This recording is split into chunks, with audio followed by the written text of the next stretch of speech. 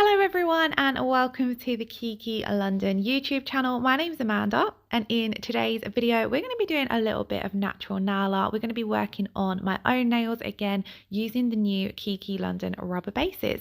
So I really hope you all enjoy today's video. Now I have already done all of my natural nail prep. If you want to see that, then you can check out last week's video, or I have got a dedicated prep video up on the channel, so I will leave that linked below.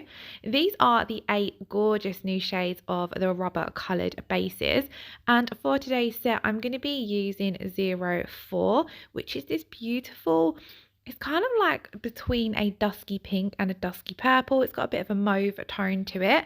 And then I'm also going to be teaming that up with 08 because I felt as though these two colours would complement each other beautifully. This one's got a very similar tone to it, but it has that beautiful shimmer in it. And I did fancy a little bit of sparkle today. So as I said, because I've already done all of my natural nail prep, I've also cleansed the nails with alcohol and applied my primer. For today's video, we're jumping straight in to applying the rubber base coat. Now the new coloured rubber bases are designed to be a 2-step manicure, so you can wear these on their own. So you could simply do 1 or 2 coats of your rubber base and then apply your top coat, which is pretty much what I'm going to be doing in today's set, except for we're going to be adding in a little bit of nail art. So I'm going to be using rubber base 04 on the ring and the ring and middle finger. So as you can see, I'm applying a really thin layer. I allow the brush to do a lot of the work for me. As you can see, I'm applying a little bit of pressure so that that brush fans out and gets nicely around the cuticle area. On my middle and ring finger, I find these quite easy to apply gel polish too, but on my little finger, my pointer finger, because my nail beds are quite small and we're working on very short nails, I do find it a little bit trickier. So what I do is I get as close as I can with my brush, and then I come in with the Kiki London detail brush and I just pop a really little bit of product onto that detail brush, and then I'm able to get that little bit closer to the cuticle area because we've got a lot smaller brush, so we're able to be really nice and careful and get a lot closer without getting any product on the skin or the cuticles. You want to make sure that you don't get any product on the skin or cuticles, and if you do, remove it before curing, because if it does end up cured on the skin or cuticles, it is going to cause your whole gel polish layer to lift and peel away. And also it's not very good because getting it on the skin or cuticles regular can cause overexposure, which can lead to allergies. So always try your best to not get any product on the skin or cuticles. But of course, if you are a beginner and it happens, just remove it with some alcohol. Personally, when I was a beginner, I was sort of taught to stay a little bit away from the cuticle rather than risking getting product repeatedly on the cuticle. But since then, I have found this way is a lot better by just coming in with my detail brush, because you've got a lot more control over the product. Now the rubber bases are slightly thicker, so if you are a beginner or you haven't worked with rubber bases before, you might find them a little bit tricky to work with at first, but I find if you just take a small amount on your brush and apply it very similar to how you would a regular base coat, it's really simple. And although they are a little bit thicker, they do self-level beautifully, especially if you're applying them in thin coats. So once I've cured that first coat of colour, we're going to come in and apply the second coat of colour. So I've left this part in real time just so you can see how slow I'm working with my brush. So I'm coming up to that cuticle. I did start off by working a little bit of the product off my brush onto the middle part of the nail, and then I'm really slowly edging up towards that cuticle and then letting my brush fan out and come in around the side walls. If you feel like you've got too much on your brush, you can wipe a little bit off and then you're able to have more control over that product. And here, as you can see, I'm just allowing the brush to fan out ever so slightly, and it's going to create that really nice, neat, rounded cuticle and sidewall area. And then as we're on the second coat of colour, I'm going to come in and just cap the free edge. This is going to help minimize any chipping at the tips of the nail. So here we go again. I'm going to take my brush. I've got hardly any product. I'm working some of that product off the brush, so I'm just floating it down the nail, and then I'm pushing up into that cuticle area, being really careful and not to get any on the cuticles, and then just letting that brush fan out. So you can see I have to apply a bit of pressure to allow the brush to fan out to get around your side walls and cuticle area. You can turn your brush on your side, as well as coming straight in like this. Do whatever works best for you or the client you're working on. You will find that different clients have different shaped nail beds, different shaped cuticle areas, so sometimes you have to tailor your application to that particular client or the particular nail that you're working on. I have fairly small nail beds, I feel, in comparison to clients that I've worked on, so I do find it a little bit tricky working on my own nails because it's a very small surface area to work on, especially when they are this short. So again, with the glitter ones, now with the glitter rubber bases, they do feel a little bit thicker because they've got that shimmery glitter in there. So again, I like to make sure I've removed a lot of the product from my brush, and then I apply exactly the same. Now my first coat of colour was quite thin, so you can see how sheer or how opaque the colour is, but I always come in with a second coat of colour, and then that's where you get the true opacity of the shade that you are using. Now depending on the look you want, you might just want to do one coat of colour. It looks a lot more natural with only one coat of colour because you can see a little bit of the natural now through certain colours. Or you can come in with that second coat of colour for that bit more opaqueness. Again, it's going to depend on what look you're trying to create or what look your client wants. With 04, which was the colour I used on my middle and ring finger, I think you could probably get away with only needing one coat of that for quite a natural look. But with the shimmery colour, because it's a little bit more sheer, I personally would always do 2 coats just to cover the difference in colour between the natural nail and the free edge. So again, it's just taking my detail brush. You can see I'm able to have a lot more control over that product, so I can really tuck it in nice and close to the cuticle area. If you don't feel confident going too close to the cuticle area, you can leave a slight gap, and the more you do nails and the more practice you get, you'll feel a lot more confident getting close to that cuticle. And a lot of this also comes down to your prep as well. If you're making sure to really push back your cuticles and remove a lot of the excess cuticle, then you're able to get a lot closer with your product.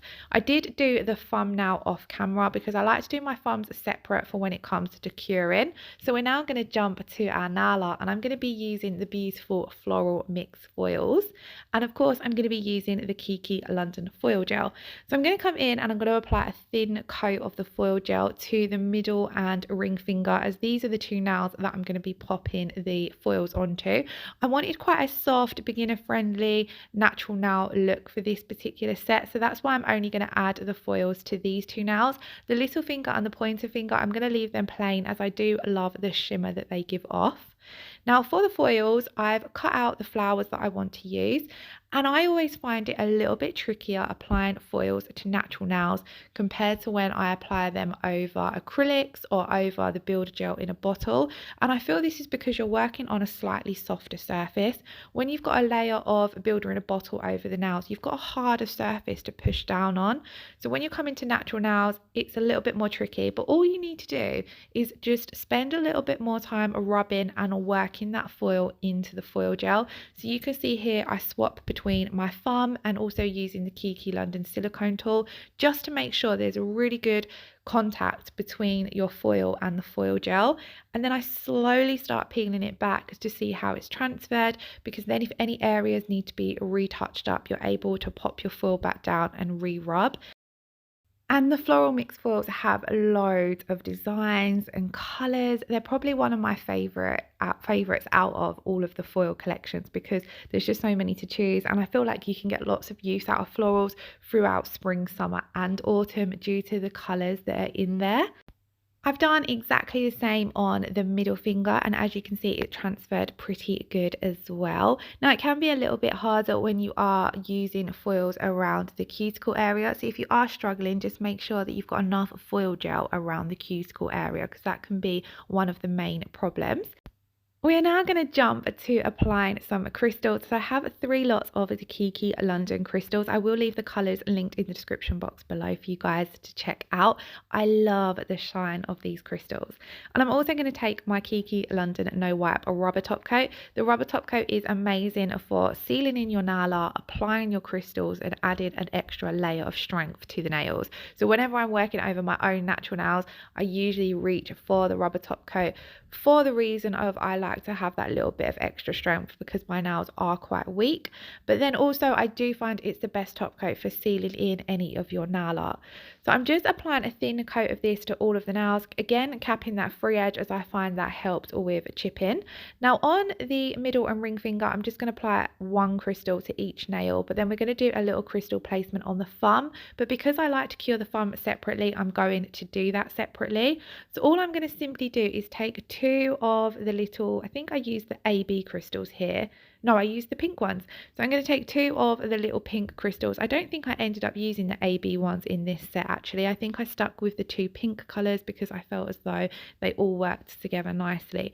So I've just popped those crystals down into the centre of my flower just to add a little something extra. And then I'm going to cure that for 60 seconds. And then we're going to move on to the thumbnail. So on the thumb, I'm applying that rubber top coat exactly the same as before to all of the nail. Just like with your base or with your colour coats, you want to make sure that you're being really careful around the cuticle area and that you're not getting any product on the skin or the cuticles. You don't need to apply the rubber top coat thick. Although it's a thicker consistency product, it's really easy to work with and it self levels beautifully. So don't come in with too much. Then we're going to start setting down our crystals.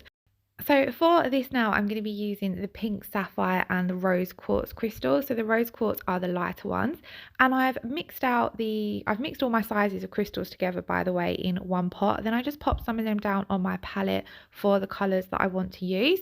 And in this video, I am also going to be using some caviar beads as well. Now, all of these crystals are available on the Kiki London website, which is always linked in the description box below. So I've popped a larger pink rose quartz, in the center. Then I've gone around with 2 of the caviar beads, and then I'm coming in with the pink sapphire at the edges. Now before I start placing down my crystals, I kind of sort out the sizes that I want to use, as I find that a lot easier than having to sort through and find the sizes that I want to use. But of course you might change your mind as you're going through your placement. So I kind of always like to have a larger crystal in the center and then come out with slightly smaller crystals. I don't do too many crystal designs on my own nails, but since the Kiki London crystals launched, I have been trying to push myself to do a few more because they are super pretty.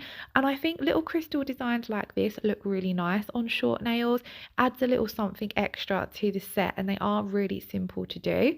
So on to the next layer of crystals. I'm going to follow that same pattern, but I've gone down a size, and I've also done the pink sapphire in the center and the rose quartz at the sides.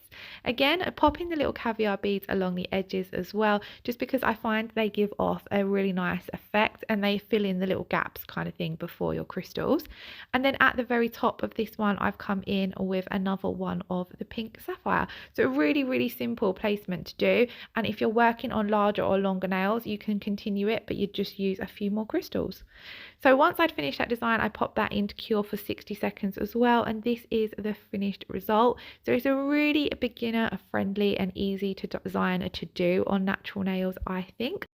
And then lastly, to finish off, we're going to come in with the Sweet Peach Cuticle Oil. So I'm just applying a drop of this to the skin just before the cuticles, and then I'm going to really massage that in and around all of the cuticle and all of the skin around and under the nail, just to really replenish and moisturize those areas. And then this is what the finished result looks like.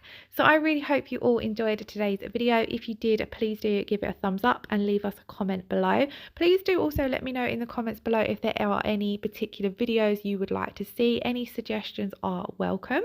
If you just let me know below and I can see what I can do to do a video on them. So once again, thank you all so much for watching. I hope you all have a lovely weekend. Take care, keep safe, lots of love. Bye bye.